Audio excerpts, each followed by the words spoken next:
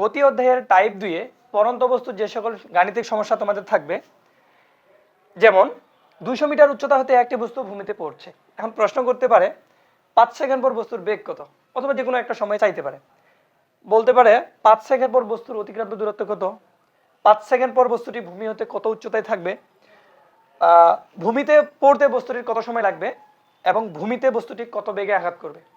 So দেখো, এগুলোর সমস্যার সমাধান যদি আমরা করি, যদি প্রথমে লক্ষ্য করি 5 সেকেন্ড পর বস্তুর বেগ কত, তাহলে জানা মান আমরা জানি বস্তুর সর্বোচ্চ উচ্চতায় বস্তুর বেগ 0, জির মান মুখস্থ 9.8 মিটার পার সেকেন্ড স্কয়ার, টির মান জানা অর্থাৎ 5 সেকেন্ড, চাইছে বেগ, শেষ বেগ ভি ইকুয়াল হোয়াট। তাহলে আমাদের এখানে কিন্তু এইচ অনুপস্থিত। সো আমরা পরন্ত বস্তুর এইচ মুক্ত সমীকরণ ফেলব v equal u plus g t. তাহলে এক নম্বরে আমরা ফেলবো, আমরা জানি পরন্ত বস্তুর এইচ মুক্ত সমীকরণ v equal u plus g t. Okay, u এর মান 0, জির মান 9.8, টির মান 5, ক্যালকুলেশন করলে আসবে 49 মিটার পার সেকেন্ড। বোঝা গেছে? এখন 2 নম্বরে প্রশ্ন করছে 5 সেকেন্ড পর বস্তুর অতিক্রান্ত দূরত্ব কত। দেখো জানা মান কি কি, সেম, বস্তুর সর্বোচ্চ উচ্চতায় বেগ 0, জির মান মুখস্থ 9.8 মিটার পার সেকেন্ড স্কয়ার, টির মান জানা অর্থাৎ 5 সেকেন্ড। এখন চাইছে অতিক্রান্ত দূরত্ব এইচ ইকুয়াল হোয়াট। সো এখানে ভি অনুপস্থিত, তাই আমরা পরন্ত বস্তুর ভি মুক্ত সমীকরণ অর্থাৎ H equal u t plus half g t square ফেলবো। দেখো তাহলে 2 নম্বরে আমরা সূত্র ফেলবো কি, h equal u t plus half g t square. So মান যদি বসাই, ইউ এর মান 0, টির মান 5 প্লাস হাফ থাকলো, জির মান 9.8 এবং টির মান 5 এর উপরে স্কয়ার।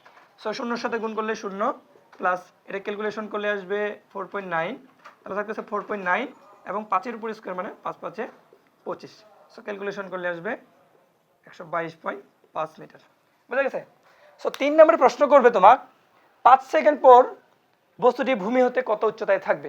দেখো বস্তুটি কত উচ্চতা থেকে নামতেছে, তাহলে বস্তুর সর্বোচ্চ উচ্চতা 200 মিটার, ঠিক আছে, এবং সময়ের মান জানা আছে 5 সেকেন্ড। আমরা ধরে নেই ভূমি হতে উচ্চতা x ইকুয়াল হোয়াট। সো তোমরা এই সূত্রটা মনে রাখবা, ভূমি হতে পরন্ত বস্তুর উচ্চতা নির্ণয়ের সূত্র x ইকুয়াল h মাইনাস 4.9 টি স্কয়ার, ঠিক আছে। তাহলে h কত, h 200 মাইনাস 4.9 ইন্টু টির মান হচ্ছে 5 এর উপরে স্কয়ার। সো ক্যালকুলেশন করলে আসবে 200 মাইনাস এখানে ক্যালকুলেশন করলে আসবে 122.5 ইকুয়াল 77.5। তাহলে বস্তুটি 5 সেকেন্ড পর ভূমি হতে 77.5 মিটার উচ্চতায় থাকবে, ঠিক আছে, বোঝা গেছে? ওকে, পরের প্রশ্ন যদি আমরা লক্ষ্য করি, তাহলে পরের প্রশ্ন বলছে বস্তুটি ভূমিতে পড়তে কত সময় লাগবে। তাহলে দেখো তো, বস্তুটি যদি ভূমিতে পড়তে চায় তাহলে তাকে মানে কত 200 মিটার উচ্চতা অতিক্রম করতে হবে। তাহলে এইচ এর মান জানা আছে অর্থাৎ 200 মিটার, জির মান জানা 9.8 মিটার পার সেকেন্ড স্কয়ার, এবং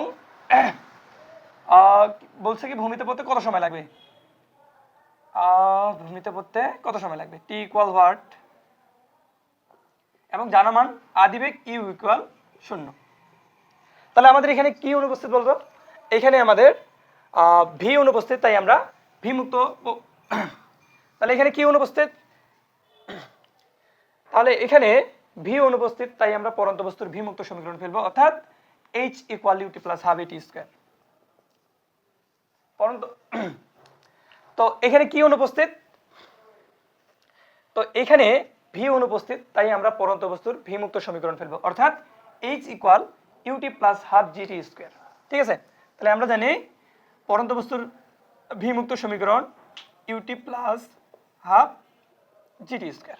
তাহলে মান বসাই, এইচ এর মান জানা আছে 200 ইকুয়াল ইউ এর মান 0, টির মান যেহেতু জানি না রাখে দিলাম হাফ, জির মান 9.8, টির মানটাকে রাখে দিলাম।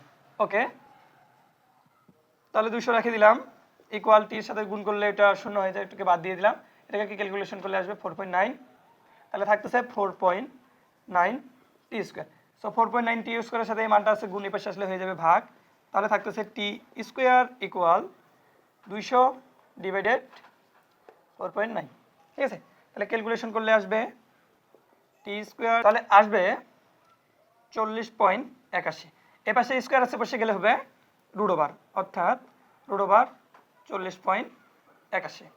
অতএব টি ইকুয়াল 6.38 সেকেন্ড। সো বস্তুটি 200 মিটার উচ্চতা থেকে ভূমিতে পড়তে প্রয়োজনীয় সময় 6.38 সেকেন্ড। বুঝা গেছে? তো সর্বশেষে যে প্রশ্ন সেটা বলছে বস্তুটি ভূমিতে কত বেগে আঘাত করবে। সো ভূমিতে আঘাত করতে হলে বস্তুটিকে 200 মিটার উচ্চতা অতিক্রম করতে হবে। তাহলে জানা মান কি কি? সর্বোচ্চ উচ্চতায় বস্তুর বেগ 0, জির মান মুখস্থ, এইচ এর মান 200 মিটার এবং চাইছে কত বেগে, অর্থাৎ ভি চাইছে, ভি ইকুয়াল হোয়াট। সো এখানে কি অনুপস্থিত বলো তো? এখানে আমাদের টি অনুপস্থিত। সো তাই আমরা পরন্ত বস্তুর টি মুক্ত সমীকরণ ফেলবো, অর্থাৎ টি মুক্ত সমীকরণ v square equal u square plus 2gh। অর্থাৎ আমরা জানি v square equal u square plus 2gh।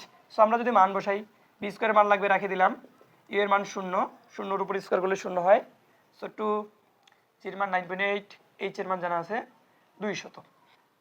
আর ভি স্কোয়ার রেখে দিলাম, এবার সে ক্যালকুলেশন করলে আসবে 3920।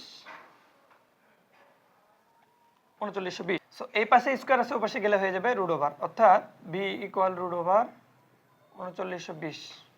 তাহলে আসবে, অতএব ভি ইকুয়াল আসবে 62.60 মিটার পার সেকেন্ড। সো তোমরা কি বুঝতে পারছো? পরন্ত বস্তুর এই সকল গাণিতিক সমস্যা করতে পারলে তোমাদের আর কোনো প্রবলেম হবে না। ঠিক আছে?